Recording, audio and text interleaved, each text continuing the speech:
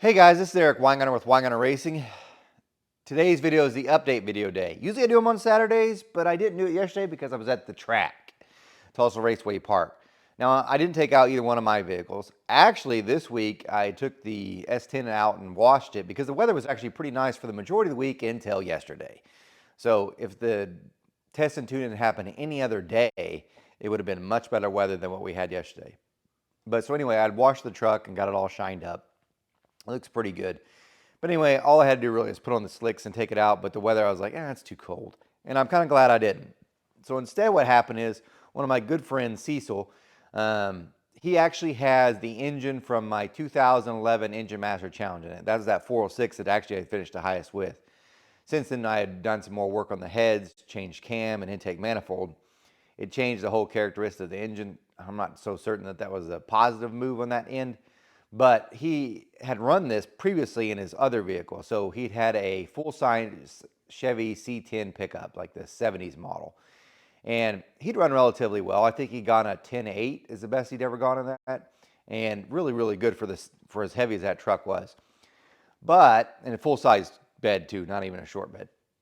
Anyway, he had got this new to him Camaro, and it's a tube chassis car, and it weighs less than 3,000 pounds. So he tried switching everything over. And he's just running into new car blues type of thing where you've got, because it's the weight difference is so different. So like right now, I think he's got a 514 or 544 gear in the rear with a 33-inch tall tire. But the problem is, it's like he's going through the eighth at 7,200 RPM. Well, the engine peaked at 62, so he's way past, well out of his power band for that deal.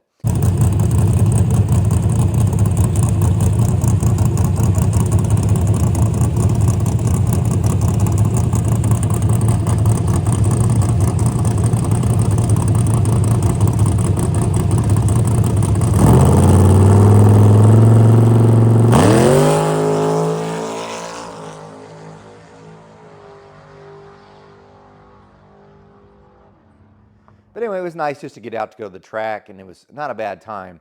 The only thing is, and I felt bad for him because he had gone faster before. So he'd gone like a 608 earlier this year or a couple months ago, and now he's to a 612, and this is better weather conditions. You would figure he's been better. But here's the thing, and it almost feels like this way with my son swimming. Sometimes your best it isn't your day. You can get close to it, but it just isn't your day. And even though the weather might have been right as far as the temperature, it felt like there was more, and I know there was, more water in the air. So essentially what was happening is, because it's a test and tune, not an actual race, you had so many street cars there. And street cars in themselves have their own problem because they, with their tires and stuff, usually they fill up the rubber. But that wasn't even the biggest problem. When you've got air temperatures like what we had yesterday, and I think it's today, is like 57s, and you got high humidity, those street cars, they got full exhaust systems, and they, got catback, catalytic converters and all that. And you see this if you drive around town. You'll see it, and some of you may already be aware of this. They don't necessarily leak water from their defrost or anything like that because all of them had that off. Instead, where they leaked water from was their exhaust pipes, because they've got this long exhaust pipe system, right? And you got this hot gas, which inevitably from burning fuel, you're going to have some water vapor that's in there. Well, it's in a gas form. Then it hits that cold exhaust pipe because it's 50-something degrees, and it turns into a liquid. They take off, and the entire 60-foot now has water on it. So then near the next car, which is like Cecil, where he's got side exit exhaust, there's no mufflers and stuff, you're into the water. So his car was making moves that it had never before, not necessarily because of the car, just because of the way things were. So it wasn't the best things. And in his thing, he's not seeing this because he's further back in the burnout. He's probably not even seeing the water and stuff.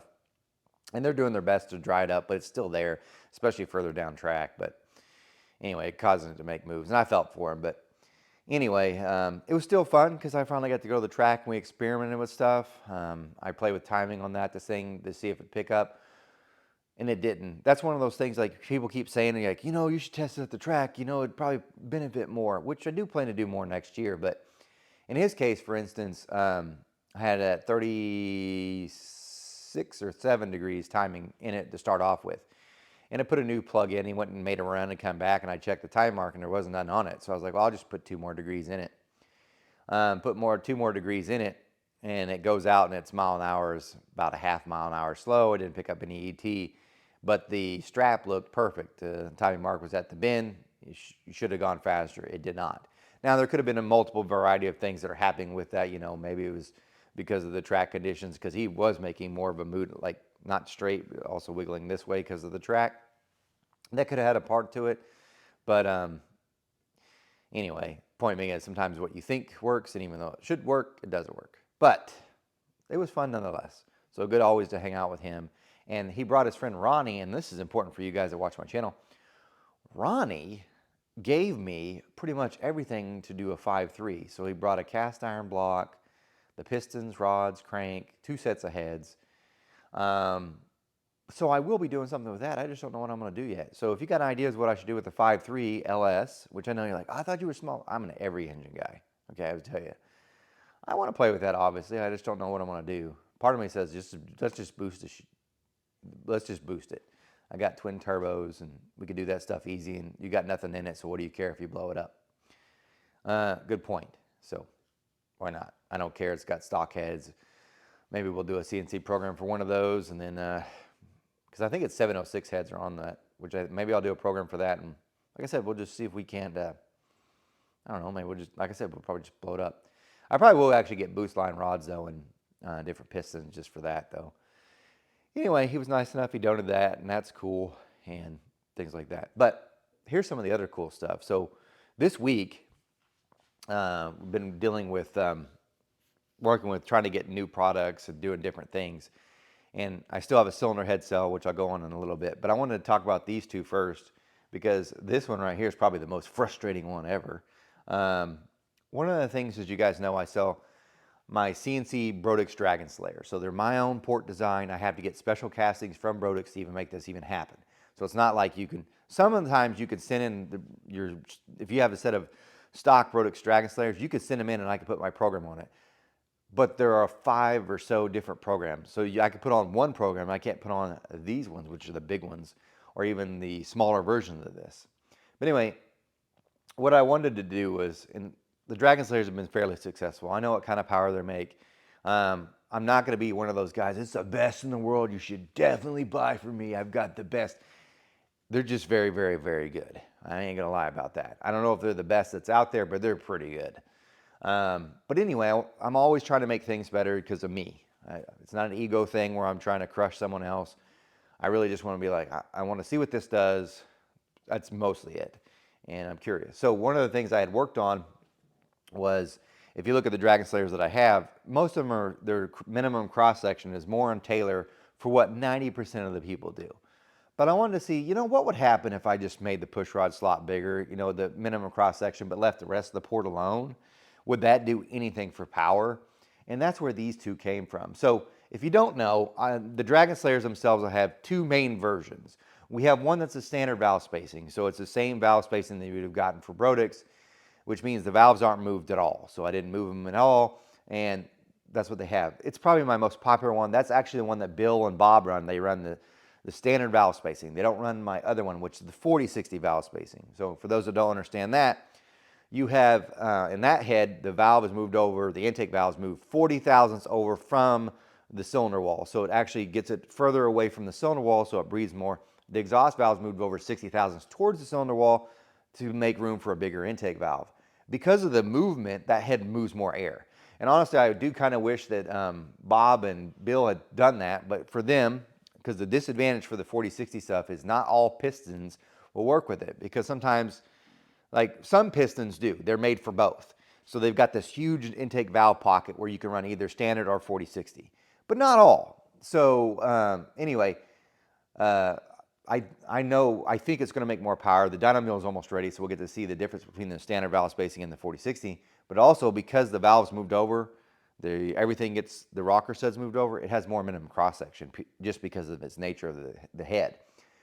But anyway, what I decided to do was, because I'm an idiot, or I wanted to see, because I'm really more curious than anything else, the minimum cross section for the standard valve spacing one is, what it requires a shaft rocker, it's my cheaper shaft rocker version, is like 2.7. Really common, works really well in lots of stuff. Obviously Bob's it worked well in, and Bill's.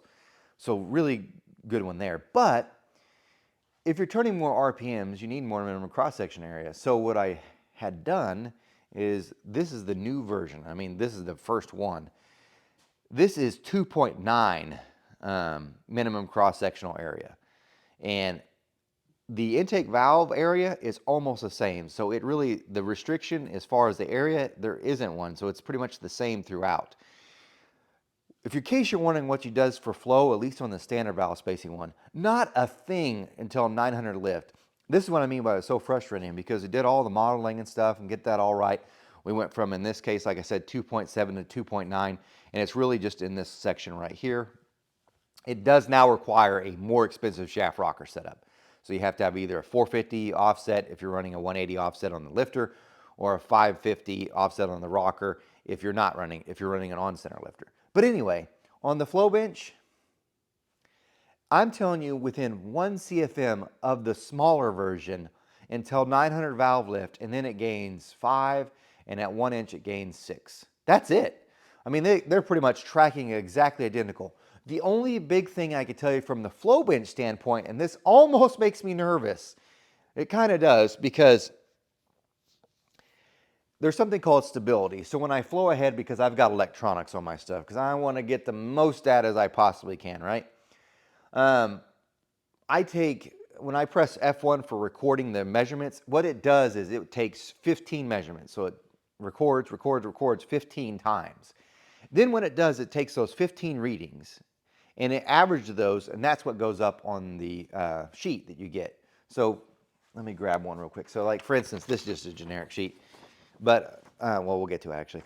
This flow number you see here, let's say at 400, this particular head is 252.8. Well, that's from an average of 15 readings. So in that 15, there might have been a few that are high, a few that are low, whatever. Well, anyway, what the computer also does is from that 15 readings, it says how much percent change from the highest to lowest, and that's what they call stability. Now, typically on faster heads where the push rod slot's tighter, or heads that are where they're just really fast ports where it's the short side's just not right, those stabilities can be very high, up to like 1 or 2%. This particular head, its stability, which would sound like a great thing, because usually when things are fast and you got a when the stability is all over the place, that means when it's in a running engine, that air is not stable and it's not following the contours of the port. It's going to fall off on power sooner, typically. This one scares me because when I float it, its stability was probably the lowest numbers I've ever seen. Like, it didn't change in the 15 readings hardly at all. It only changed a minute amount, and that could be just because of the electrical input from the electric motors that are trying to maintain that same 28 inches of vacuum. But it was really, really low, like as far as stability. Like, it did not change, which sounds great, right? Except for the back of my mind says, if it didn't change, could it be because the air is moving too slow? Now, of course, I velocity probed it, and it looks great. Like, if you look at the velocity probe, this is another thing where I think the flow benches may lie to me a lot on this deal. Because if you look at the velocities throughout it, it's relatively stable. Because guess what? When I made this 2.9, the area really doesn't change much except over the short side where it gains to slow down the airspeed to make the turn. So I was like, this could be really, really great, or it could be an absolute turd on an engine where it doesn't have enough airspeed to cause it to get there. But on a high RPM deal, like something that's turning over 7,500 RPM, this really could be the magic. The 406 dyno is being built currently. We'll find out. Because I've got, in the standard valve spacing version, I've got one that's like 2.6 minimum cross section, the 2.71, and now the 2.9 in the standard valve spacing version. So that's really, really interesting. But then there's the 4060 one, because I wanted to do the same thing with it, but it's done in a different way. So this also has 2.9 minimum cross section now. Now, it only has one other version. It has the 4060, the cheaper stud mount or shaft mount system. And in that one, it's about 2.8. It's really close. It's like 2.78 minimum cross section. Now it goes to 2.9. This is what's interesting. So I increased this from 2.7 to 2.9. Airflow didn't really change. This one went from almost 2.8 to 2.9. It gained 10. And here's the thing. This one is a different shape. Like, it looks really funky. And that's what I'm not going to show the camera because people will be judging me already. This looks beautiful. This one looks really weird because I kept more of the corner radiuses in some certain areas because I was like, it'll keep the air speeds up. And the weird part about it, this one also is very stable, but it gained 10 CFM, 10. And not only that, it gains from 600 on. So at 600 it gained like 2 or 3. At 700 it gains like 2, I think. But from 800 on, it's like just keeps climbing. Like its margin grows dramatically. So that was a very interesting one. And you look at the velocity probe, its velocities actually look way more uniform because of what I did, which again, to your visual eye, you're like, this looks weird and wrong. But I actually think it's probably better. I can't wait for the Dynamo to get together because some people have purchased the R&D heads, one of them being this one, because I made a deal with you guys on these heads that I'll be using for testing. You get $600 off, and someone's bought these with the understanding that I will be using for testing.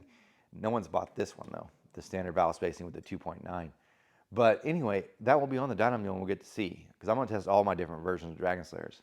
And most likely what's going to happen too, after that, it will give me an idea where I want to go next to constantly keep improving them. Because I can't just leave it alone. I mean, I could, and it'd sure make me more money. But anyway, that's where that's going.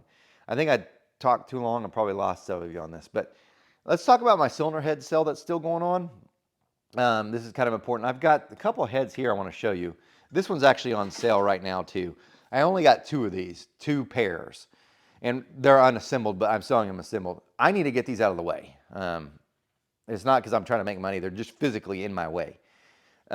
These are a set of LS3 CNC heads. These are come from China. They're CNC machines. I'm not hiding anything from you guys.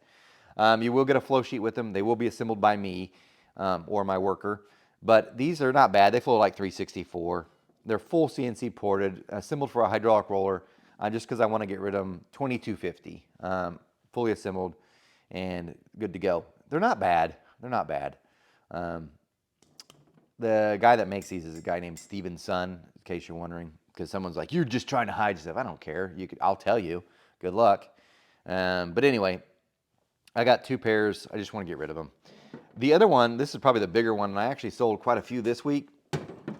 Last week's video, I told you about this head. This is my cheapest small block head that's fully CNC ported. The LS3, this one right here, is not my CNC design. This small block Chevy head is not my CNC design. This is also from Stevenson. It's a 210cc, full CNC ported, assembled for a hydraulic roller, 1650. I have 1 set left. If you're wanting to purchase either one of these, in case you're wanting to know that information, if you go to the description for this video, there'll be a link to my online store where you can purchase them. Same with the cam for my blower engine that I tried to sell in the last video. So in the last video, I forgot to put the link on the store, but it is there now. And 4 people asked and not a single one bought it. That cam is $175. You can see the specs on my online store. But anyway, these are not the only heads, so let me show you a few that I just want to get to. But before I do that, let me tell you this. I'm also having this, and this goes until Christmas. Any head I sell, whether it be, because I'm a dealer for a bunch of heads. So I'm a dealer from Brodix, AFR, TrickFlow, Dart, even though no one really buys Dart because you can't really get them. Profiler, all those. Pretty much any head you can get, I pretty much am a dealer for and can sell. Right now till Christmas, I will sell any head I sell for $150 more than my cost. I will tell you this, because some people, I've been probably spending 20 minutes in the morning and then, well, more like an hour in the morning and an hour in the evening each night just sending out quotes for the heads. Give me part numbers. Don't say, I need a price on an AFR head for a small block Chevy. They make like 7. But don't do that. Give me part numbers. But here's the big thing I want to tell you, because I think some of you are like, it's a scam. On certain heads, say for instance, this AFR Enforcer, there's not a lot of profit margin. So on that head, when I say I'm selling it for $150 more than my cost, that head itself, like those Enforcers and the cheaper heads that you have, you might only save 20 bucks. And you're like, you're ripping me off. That's not true. You're lying. No, I'm being serious. There's not a lot of margin in those heads. They sell them so cheap. So someone's making money, but it ain't me. I promise you it's $150 more than it cost. Typically, if you're wanting to really save money, the more expensive heads save you more money. Prime example, one person hit me up on a price on a set of Brodix DN9s. They're probably the most, nope, there is one other head that's more expensive. They're the second most expensive head probably that I sell. I think the retail on was like $10,280. When I gave the guy the quote, he would have saved over $2,000. That's a savings. On a cheap head, that $20 head, the AFR Enforcer, you save 20 bucks. You get the point. The more expensive the head, the more the savings. In case you're wondering what the most expensive head was, because I quoted it this week, the Brodix BRX18 is actually more expensive than the DN9, for the record. Anyway, so that's going on. Email me those. Do not call me, because I promise you I will be an absolute jerk to you on the phone, because someone did it. Someone called me and said, I want to get a quote on the heads. I said, email me. And I know they're like, this son of a... And I don't call me. Calling's for customers that have already paid or people that are actively buying at that moment. It's not for someone trying to get tech advice on, especially something that they bought from someone else. It's for the customers. The email is the way for the rest of you to get a hold of me. When I have time, I can do that. I don't want to take away from my paying customers to answer that other stuff. So do not call for a quote, email. Then you become an active customer and then I could call you. Anyway, that's that sale. But I've got a couple other heads I want to show you that are for sale also that are a pretty good deal. So, and then I've got other things obviously because it's an update video, right? Here's the other heads I'm selling. This particular set is the ProMax 235 CNC heads. These are ones I used at Bob's. So this is used. So it's a used set of heads. I've actually done quite a bit of testing with this. This is my own port design. So this one I had did design for ProMax. They do sell this head. So if you're like, I want a new one, I could sell you a new one because obviously we're having the cylinder head sale. But also you can buy it from ProMax. If you buy it from me, typically it flows better because they don't put back cuts on their valves and I do. I do some other things too that kind of make them like they should be. This is how it should be. This one was dynoed on Bob's. This is set up for a hydraulic roller. It's got a nice beehive spring and it's up to good to like 700 valve lift as far as the hydraulic roller stuff. But if you want it sold as a solid roller, I can switch the spring. Excuse me, it will cost a little bit more. But anyway, these have 67cc chambers. They'll be sold as is, and I'll clean them up obviously. But this particular set, so there'll be a pair, and they're assembled, is $2,100. Doesn't include rockers, doesn't guide plates because we didn't use those. But yep, if you want them, $2,100. Again, they're on the site. Speaking of which, this is the other ones. These are the 232 CNC heads. Now this one isn't finished out, so it's going to look a little different when you get it. They are brand new in a way, but this is also my port program. It's the same casting, so this casting is the same as this one with a few changes. These ones have 8mm guides, but this is my 232 CNC program. On the dyno, it beat this one by a few horsepower and a few foot-pounds of torque.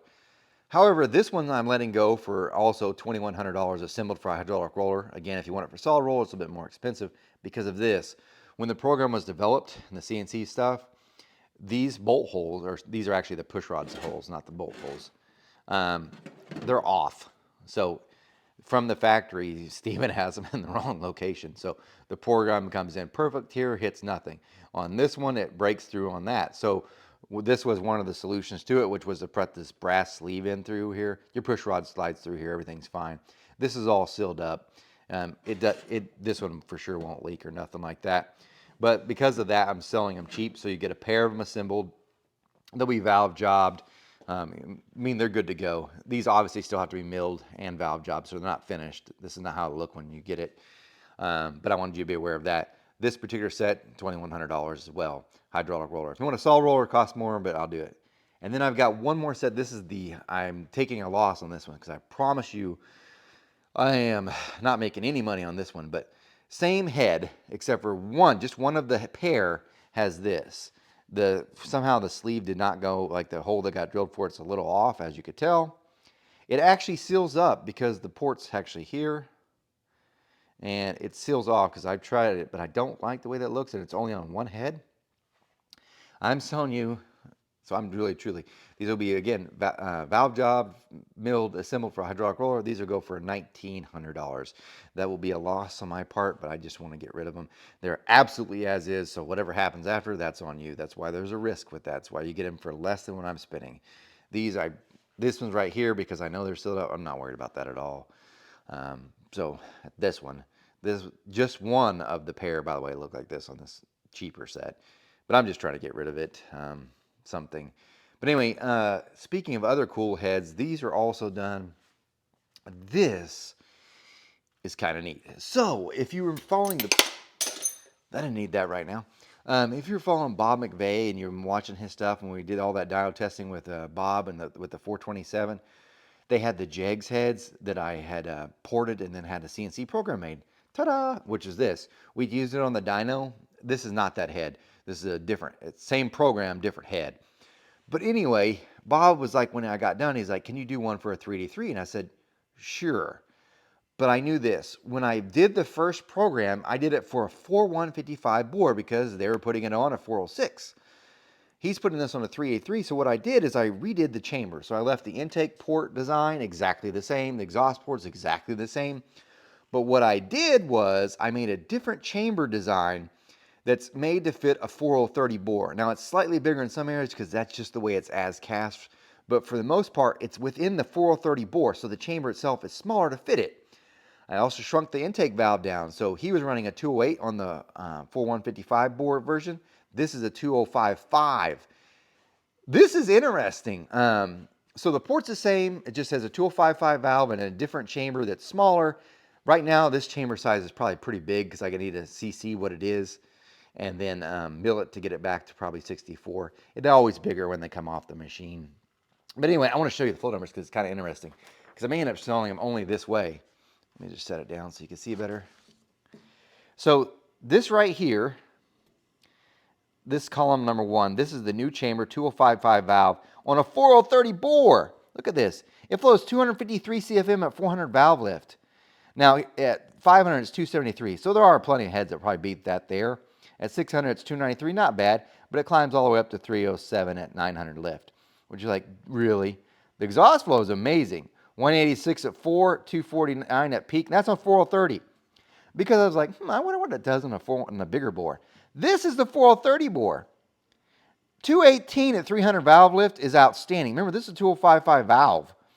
And then 257, that's matching what the standard valve spacing stud mount Dragon Slayer does, that same number, which is like, wow.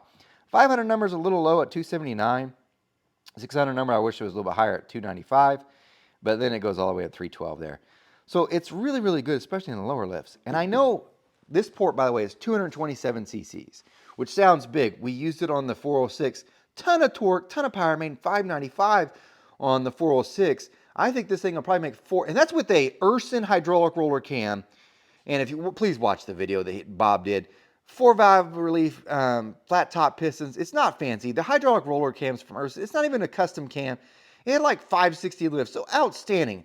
So part of the reason for doing it this way anyway is because the lower lift numbers are really, really great because I really kind of designed it more for, hydraulic roller. Will it work great on a saw roller? Yes. And eventually this head anyway will make it onto my 406 dyno mule and we'll get to see what it does with a saw roller with some RPMs. But still, this was also tested on Bob's 427. And it was actually beating my Dragon Slayers until we changed some other things. But these are really good heads. Point being is, they are for sale and I do sell them. Depending on how you get them, like you want a hydraulic roller or a saw roller, that affects the pricing. Feel free to email me. I'm having one set cut now. I'm still playing with that head, particular one, to see what it'll do. Because today, my plan is to take this off, CC the chamber, see what it is, mill it to get it to 64, 65 cc's. And then reflow it and see what happens. Because I'm hoping that the numbers don't drop off too bad. But they probably won't. But I just want to see. But yeah, this particular set really is for Bob McVeigh. So Bob, if you're watching, ta-da! They're good. Anyway, some other stuff I want to talk about. These are my print books. Right now, there's in the description for this video, there's a link to my online store. I am reprinting these. because several people like these. For instance, this is the LS book, and it literally has 5 different heads. I tested with the LS, my dyno mule for that, my 408, 28 different camshaft, different headers, different intake manifolds. These books are expensive to produce, but I actually think they're a great gift for the holidays. I know if I was younger, like if I wasn't doing this, because I don't know how many magazines I bought, and they were like $6 a pop, even back then, and I just couldn't get enough of it. And granted, magazines typically had like junk, how to paint your car stuff, when you really wanted to see engine stuff. But I think these are a great gift, especially if you're trying to get something for your father, or maybe you're trying to give a hint to your wife so that she doesn't get you something that you have to pretend you like. Don't act like you don't know what I'm talking about. But anyway, these are a great gift. They're on the online store for pre-order, because I'm about to cut that off because I want to make sure I get all the orders out for Christmas for those guys. And if you buy them, I'll even sign them and tell you whatever you want. So if you want me to put in the saying for the for your dad, mom, whatever, just email me and I'll put that in there. Like I'll write something to them. Usually I have some little bit of sassafras to put in with it too. So just keep that in mind. I do really think they're a great idea, and it sounds like I'm just trying to make money, which is partly true, but I really do think it's a good gift. If I had again, I'm dead serious, this is what I'd be staring at, because I'd want to know, because this is, to me, is more valuable. Also, if you're like, well, I'm in the new age, I don't need a print book, the PDF books are available too. It's on my online store. So pretty much you get literally every dyno test I've ever done since being on YouTube. And those are all sent to you digitally. But also, if you buy that, you get a channel membership for 2026. Also, if you're already a channel member, you need to, I'm probably going to try emailing you guys, your renewal needs to come up, and that's a little bit cheaper than buying a brand new one. But you need to look at getting that renewed so that you have your stuff for 2026. I don't know exactly what all will be tested in 2026, but a lot of stuff. Anyway, probably a lot of that sound like sales pitch, which I feel bad for you, and probably lost some subscribers, whatever. Since I know the hardcore people stuck around this long, I'm going to go ahead and say this, because there's certain people I'm trying to address right now. So if you are Trent Dugan, Paul Barlow, Jamie Chappelle, Cecil Lovelace, guys, I am renting the track, Tulsa Raceway Park, for a session for us in the spring, 100%. Maybe a couple other guys involved too. I am renting the track. So I know you guys are watch all the way to the end on this stuff. I'm serious. So get your stuff together. Trent, I know you're close. Cecil, you just need to make some changes. Jamie, get better with your back and stuff.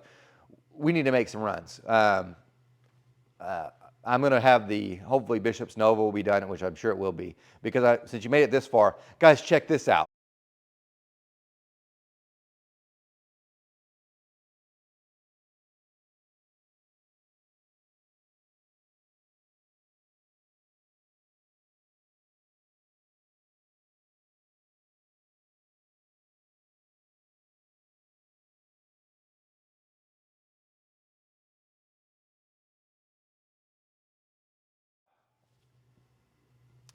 Yeah, he got his Nova. It's finished painting. It has to be put back together. It looks a lot better, right? It's huge difference.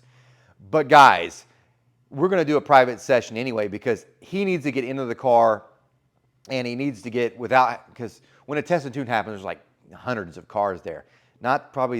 It's not the easiest to teach someone to do this for the first time.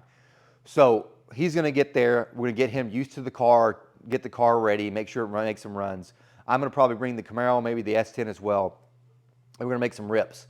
And we're going to see how good we can get and get him trained up. But all of us need to get our stuff to go on, because I want to see us making some runs. And in all fairness, probably the price to rent the track for a day is still cheaper than a dyno session, if I'm being honest. So maybe we'll do some other testing that way too. And if you're watching this and you love my channel, thank you for one. Because when I was at the track, there was one guy that came up to me. There were several guys that came up to me, but I actually knew who they were anyway. But one guy came up to me and he recognized me from the YouTube, and it was a pleasure meeting you.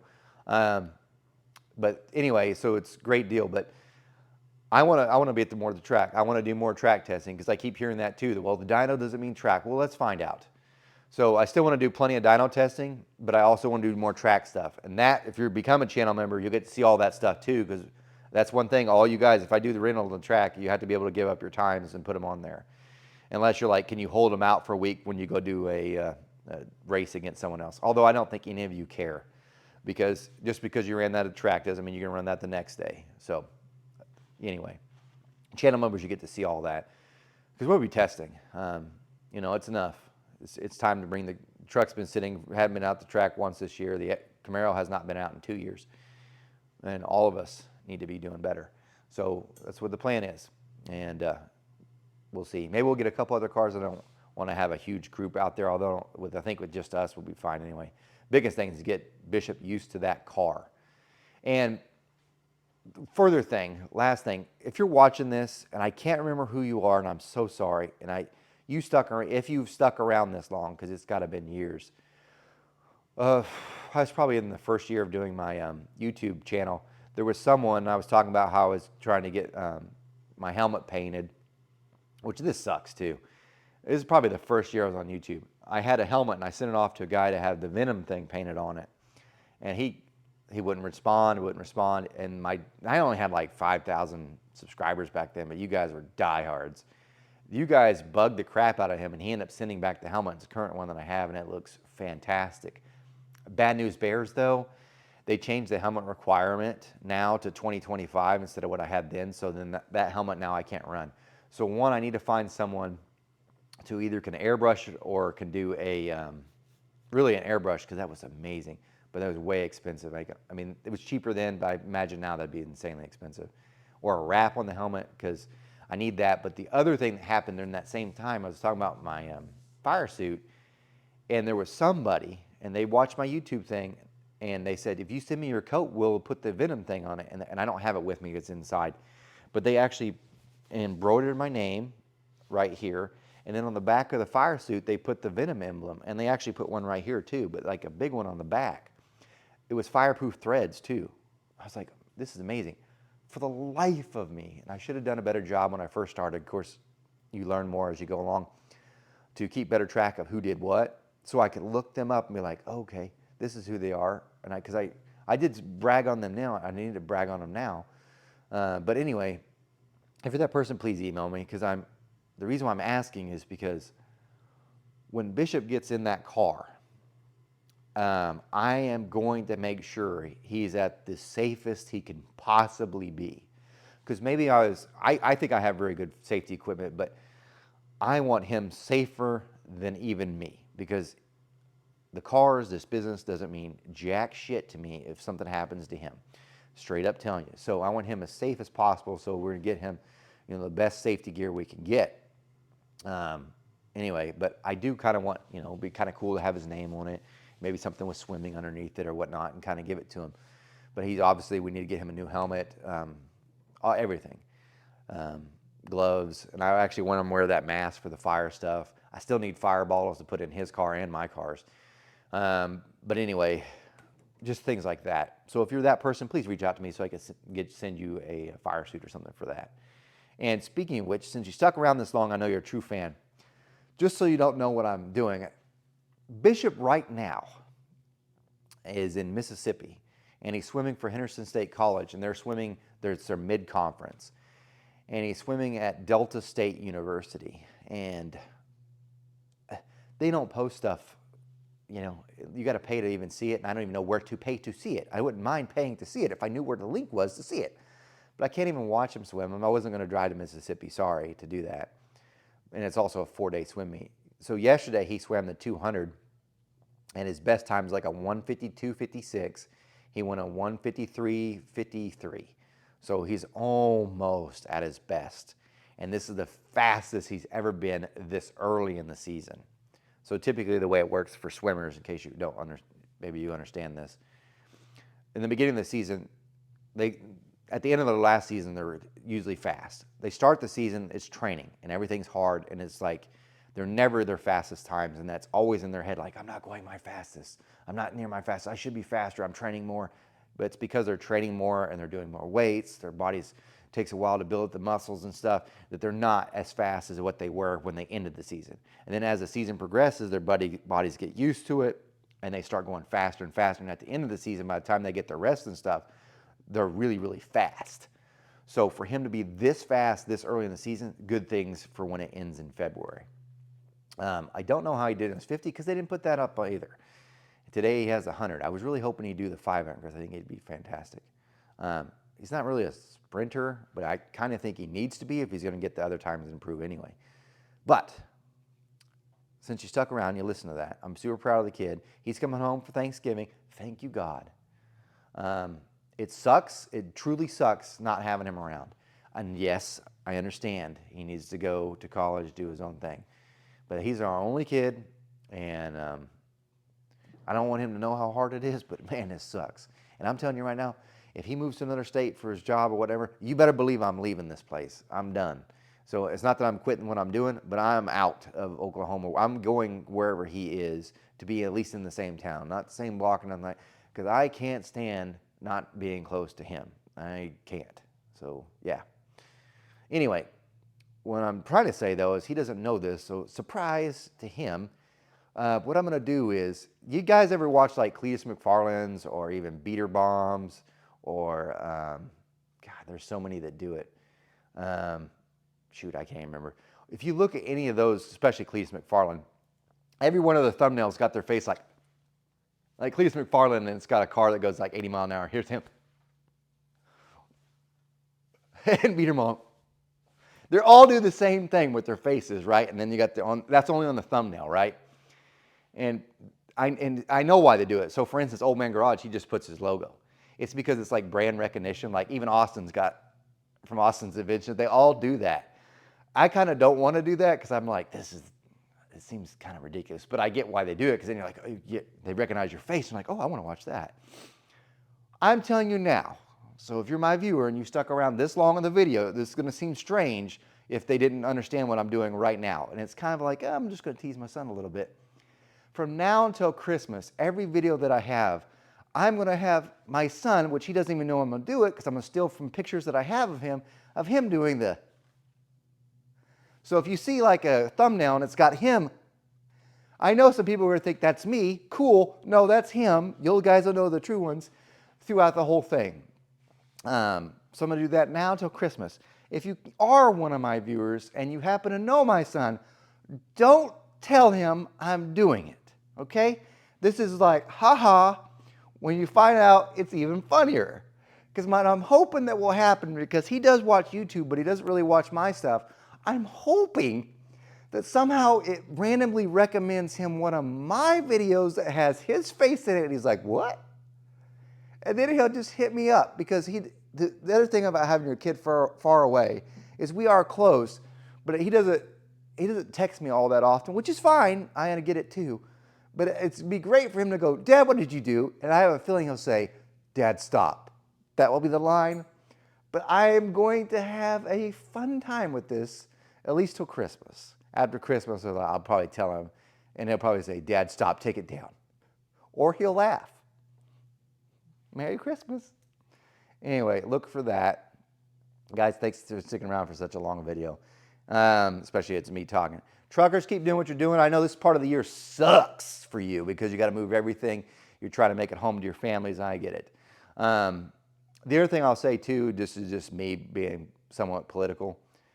If you are a company and you are open on Thanksgiving Day and you do not give your customers time off, I will not buy from you over Christmas, from Thanksgiving to Christmas, especially that. So for instance, I love Jack in the Box. Their breakfast on point. Their burgers on point. I pull up this week after my leg workout, because that's how it actually, don't ask me why, but it's probably in my head. I get Jack in the Box after a squat workout. It seems like it helps me recover. Don't ask me why. I look there and they're open on Thanksgiving and Christmas Eve. You ain't get my business after Thanksgiving, not till after the New Year. I'll eat somewhere else, because I think if you can't afford to give someone a day off, that's ridiculous. The only thing you need to say underneath that would make me change my mind was, open on Thanksgiving and Christmas. Employees are paid quadruple time on those days. Then I'll be like, okay, you rewarded your employees. Because then I know, one, you're not making any money. You're just helping them by paying them to stay there. That's the only reason why I'll accept it. That's the only way. Because I understand also not everybody's got somewhere to go for Thanksgiving or Christmas. Maybe they just want a regular meal. Maybe they don't have a family or something. Maybe they just want to eat Jack in the Box. I actually understand that. I kind of get that because it is food. But you better pay them like considerably more, and you better let me know you're paying them, because otherwise I'm boycotting you, like I said, till after the first year. Although if you're a clothing store, let's say Macy's, Kohl's, Walmart even, if you're open on Thanksgiving or Christmas, you're a POS to me. That's what I think. You get them, your people a day off, because that's enough. That's ridiculous. Anybody could shop you the days before. Don't do that. That's my biggest pet peeve. But anyway, truckers though, you're in the same position though, because you ain't got a choice. They'll make you run every day. You're lucky if you get Thanksgiving and Christmas off. So I do appreciate you guys. I don't appreciate you being in the left-hand lane, but I appreciate you doing what you're doing. Guys, enough of me rambling and talking. Remember, I am no Superman. I make plenty of mistakes. I did raise Superboy. I do not port cast iron heads. I do not respond to Facebook or Instagram messages. Best way to get a hold of me is through email, and that's winegunracing@gmail.com. You guys take care.